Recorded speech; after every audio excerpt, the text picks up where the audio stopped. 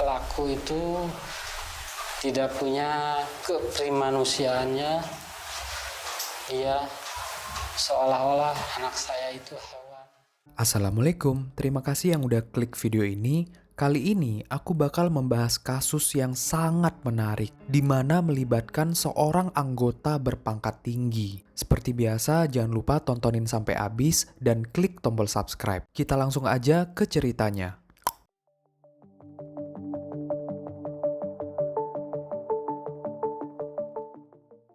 Sungai Serayu adalah salah satu sungai yang terletak di Jawa Tengah. Sungai ini membentang sepanjang 181 km. Sungai ini juga melintasi 5 kabupaten, yaitu Wonosobo, Banjarnegara, Purbalingga, dan Banyumas. Ujung dari sungai ini bermuara di Samudra Hindia, wilayah Kabupaten Cilacap. Tepat di hari Sabtu tanggal 11 Desember 2021, sekitar jam 9 pagi, ditemukan tubuh laki-laki muda tanpa identitas terbujur kaku dalam posisi telungkup di atas tumpukan sampah dan pohon pisang. Lokasi penemuan ini berada di aliran Sungai Serayu, Kabupaten Banyumas, Jawa Tengah. Saat itu, kondisi sungai sedang surut. Temuan ini pertama kali ditemukan oleh Pak Tirwan Suwanto, salah seorang penambang pasir di sekitar lokasi. Tubuh ini terlihat masih berpakaian lengkap, namun kondisinya sudah membusuk. Pak Tirwan pun segera melaporkan hal ini ke RT dan RW setempat. Petugas berwajib datang, lalu langsung membawa tubuh tersebut ke RSUD Margono. Tepat di hari yang sama juga, berjarak sekitar 42 km dari temuan pertama, ditemukan lagi tubuh perempuan yang masih ABG dalam kondisi tak bernyawa. Kali ini di aliran Sungai Serayu juga,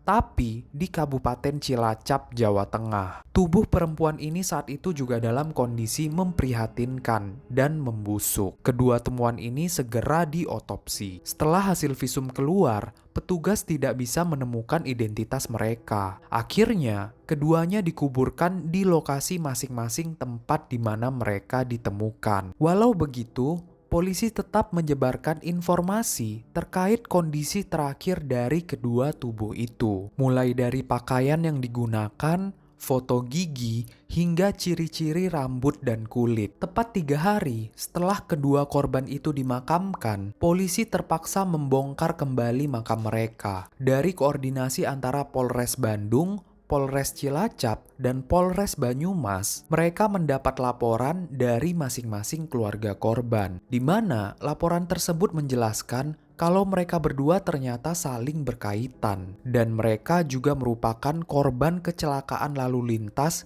yang terjadi di daerah Nagrek, Jawa Barat. Polisi segera menggali database mengenai orang hilang. Dicocokkanlah ciri-ciri antara hasil otopsi dengan data yang ada di catatan petugas. Lalu siapa identitas dari kedua korban ini? Dan kenapa kok mereka kecelakaannya di Jawa Barat namun tubuhnya berada di Jawa Tengah? Tubuh laki-laki itu akhirnya diketahui sebagai Handi Saputra berusia 18 tahun. Sementara identitas perempuan diketahui bernama Salsabila berusia 14 tahun. Salsa gak lain adalah pacarnya si Handi. Jadi ceritanya, waktu itu di hari Rabu 8 Desember 2021, sekitar jam 3 sore, Handi pergi menjemput Salsa menggunakan sepeda motor. Rencananya, hari itu mereka berdua pergi jalan-jalan. Namun, gak berselang lama, sekitar pukul 15.30, saat mereka berdua melintas di depan SPBU Ciaro Nagrek, Jawa Barat, mereka ditabrak oleh mobil Isuzu berwarna hitam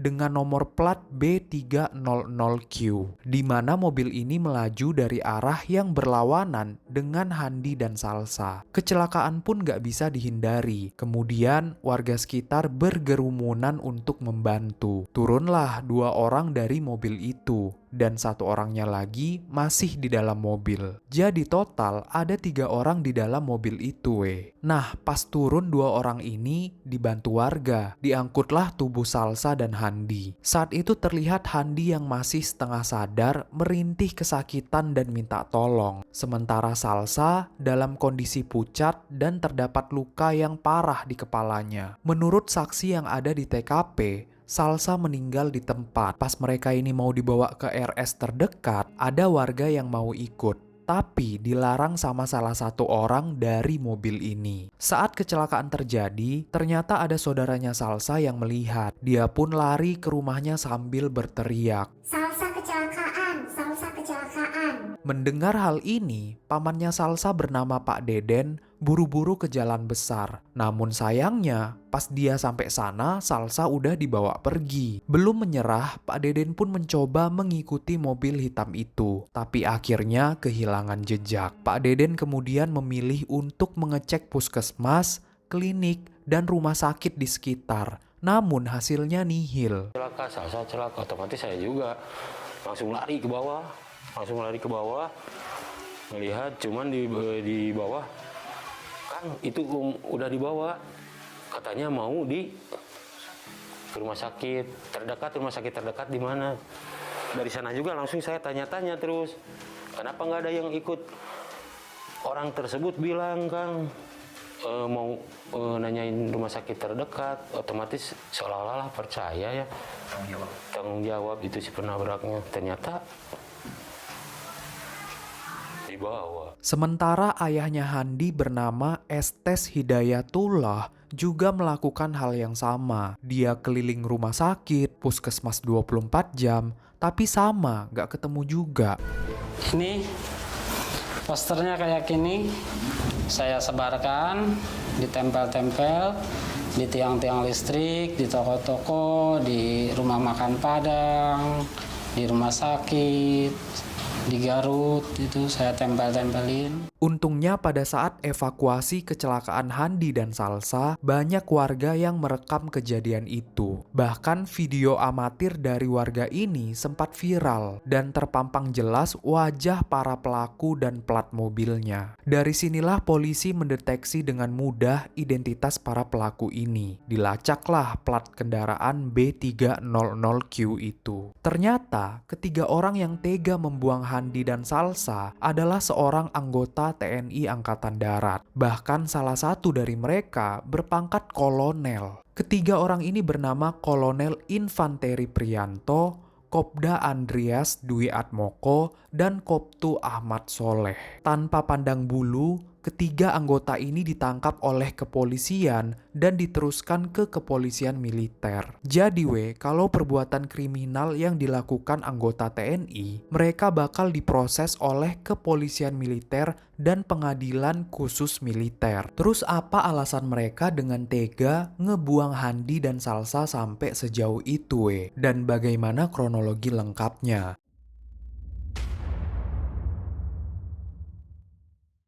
Setelah ditetapkan sebagai tersangka, ketiganya menjalani proses rekonstruksi di tanggal 3 Januari 2022. Reka adegan menggambarkan pada tanggal 8 Desember 2021, hari di mana Handi dan Salsa ditabrak, di mana mobil Isuzu hitam yang digunakan tersangka dikemudikan oleh Kopda Andreas. Saat itu ketiganya hendak melakukan perjalanan dinas. Saat tabrakan terjadi, kondisi Salsa berada di kolong mobil dengan posisi terjepit dan luka di kepala yang parah. Sementara Handi hanya mengalami bengkak sedikit di kepala dan tergeletak di depan mobil. Pas diangkut kedua korban ke dalam mobil mereka, ada warga yang mau ikut. Tapi Kolonel Prianto bilang, "Gak usah, mobil kita penuh. Udah tenang aja, kami bakal bawa ke rumah sakit terdekat." Akhirnya warga pun gak ada yang ikut. Di dalam mobil, Kolonel P menjadi inisiator. Padahal dua bawahannya udah memohon untuk dibawa ke rumah sakit aja. Tapi entah apa yang terbesit di pikiran Pak Kolonel saat itu, dia malah memilih untuk membuang para korban. Sepanjang perjalanan pun, Kopda Andreas menangis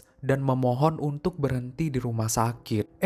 Tapi Kolonel Prianto dengan pangkatnya yang jauh lebih tinggi malah memarahi dua bawahannya. "Kalian jangan cengeng, masa gini aja nangis? Saya aja dulu pernah ngebom rumah orang, biasa aja, kita harus kuat." Nah, di posisi yang serba salah, Kopda Andreas dan Koptu Ahmad pun gak bisa melawan weh. Jadi ini ceritanya udah kayak kasusnya Verdi Sambo. Bawahannya didesak melakukan hal melenceng dengan kekuasaan jabatan. Waktu itu Kolonel Prianto mengarahkan untuk mengemudi ke arah Jawa Tengah. Di sini mereka menempuh perjalanan selama 6 jam lebih. Setibanya mereka di desa Menganti, Kecamatan Rawalo, Banyumas, tepat di atas jembatan Sungai Tajum, disinilah Handi dan Salsa dibuang. Salsa dibuang dengan posisi kepala di bawah. Sementara Handi, yang notabene-nya saat itu masih hidup tapi tak sadarkan diri, juga dibuang secara nggak manusiawi. Jadi Handi dan Salsa ini hanyut terbawa arus hingga ke Sungai Serayu. Setelah itu ketiga TNI ini bergegas meninggalkan lokasi dan kembali ke tempat tinggal mereka. Barulah setelah beberapa hari, di tanggal 11 Desember 2021,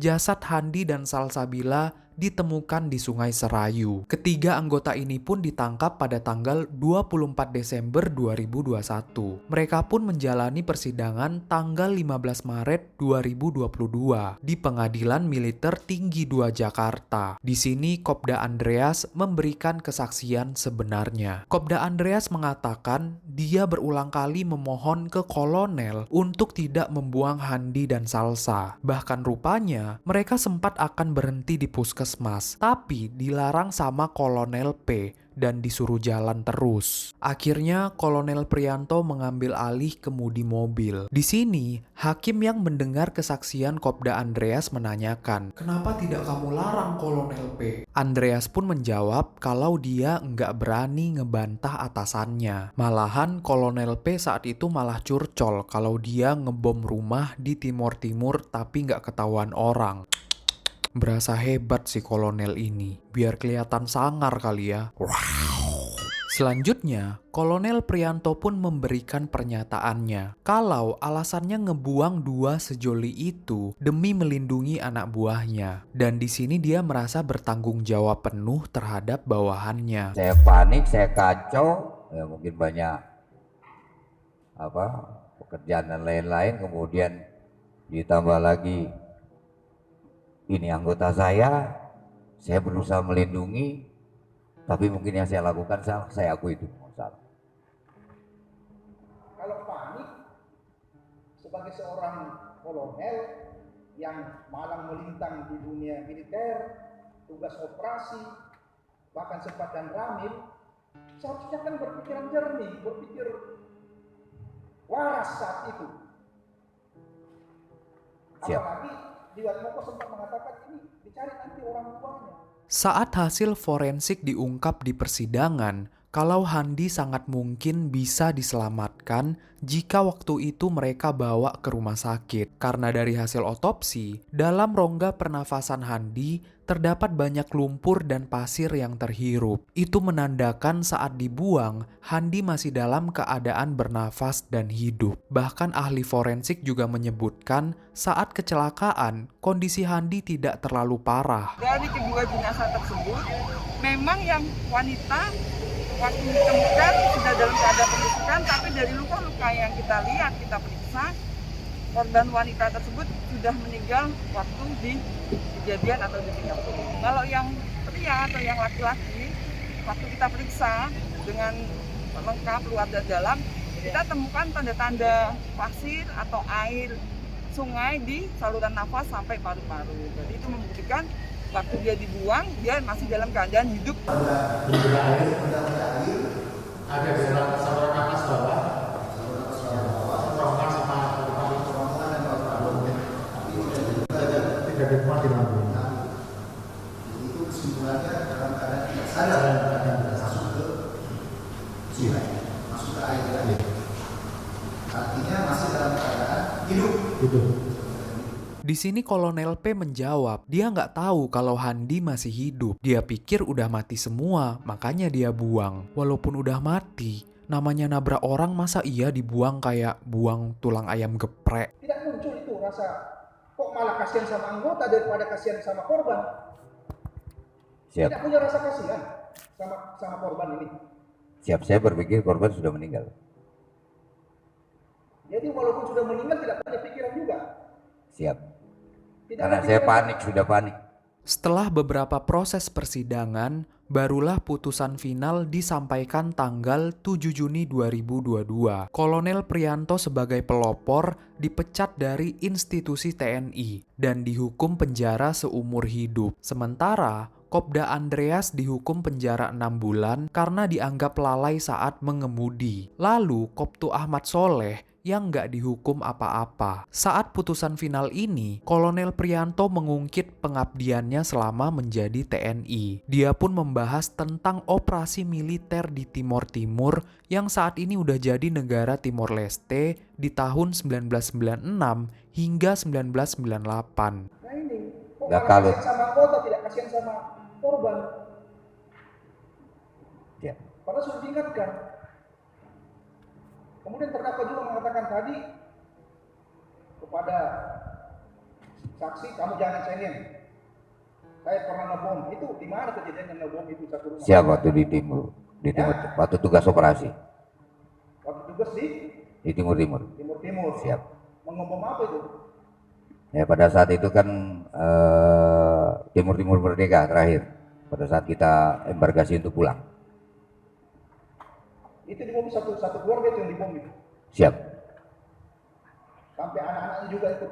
Saya tidak tahu orangnya di dalam ada atau tidak.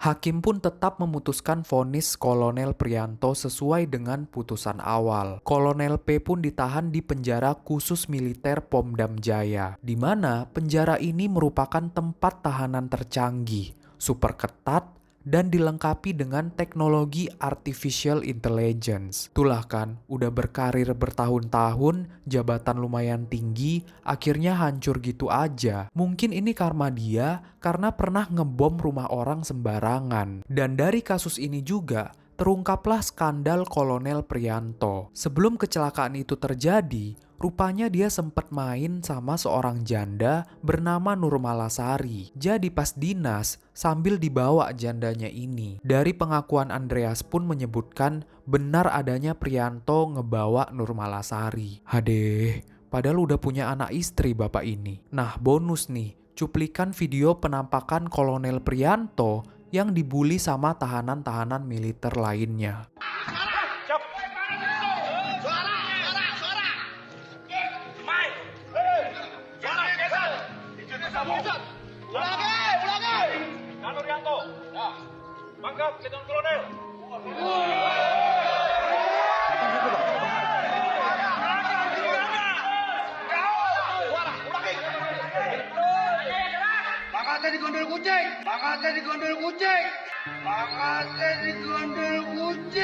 Kurasa bapak ini kualat juga sama anak istrinya. Dan atas kejadian ini, semoga keluarga, terutama orang tua Handi dan Salsabila, diberikan kesabaran. Apa pendapat kalian untuk kasus kali ini? Coba tulis di komen. Sekian pembahasan kita kali ini. Jangan lupa tontonin video-video aku yang lain. Klik subscribe dan like. Terima kasih. Assalamualaikum.